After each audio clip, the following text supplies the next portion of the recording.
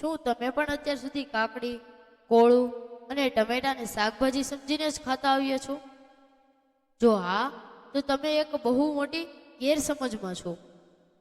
વિજ્ઞાનની નજરે જોઈએ તો જેને આપણે રસોડામાં શાક કહીએ છીએ તે વાસ્તવમાં કુદરતનો મીઠો અને પૌષ્ટિક ઉપહાર કે ફળ છે. જાણો આ ચોંકાવનારી હકીકત પાછળનું વૈજ્ઞાનિક કારણ, જે તમને પણ વિચારતા કરી દેશે. ઇન્ટરનેટ પરના વનસ્પતિ શાસ્ત્રીના રિપોર્ટ મુજબ શાકભાજી અને ફળ વચ્ચેનો તફાવત માત્ર સ્વાદ પરથી નથી નક્કી થતો. કેમ આ શાકભાજી વાસ્તવમાં ફળ છે? પહેલું, બીજનું રહસ્ય.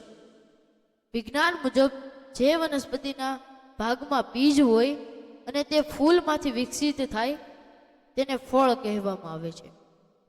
કાકડી, કોળું અને ટમેટા ત્રણેયની અંદર બીજ હોય છે અને તે ફૂલમાંથી જ બને છે. બીજું, પોષક તત્વોનો ભંડાર. આ ફળોમાં પાણીનું પ્રમાણ અને વિટામિન્સ પુષ્કળ હોય છે.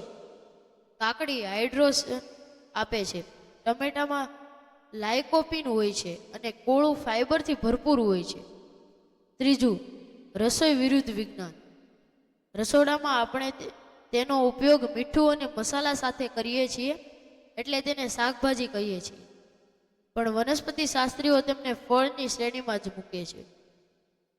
નિષ્કર્ષ, ભલે આપણે તેને શાકભાજી કહીએ પણ તેના વાસ્તવવર્ધક ગુણો તેને ફળોની હરોળમાં મૂકે છે. તેને કાચા સ્લાડ તરીકે ખાવાથી સૌથી વધુ ફાયદો થાય છે. આ આશ્ચર્યજનક હકીકત તમારા મિત્રો સાથે શેર કરો અને જુઓ કોને કોને ખબર હતી કે આ શાકભાજી નથી પણ ફળ છે.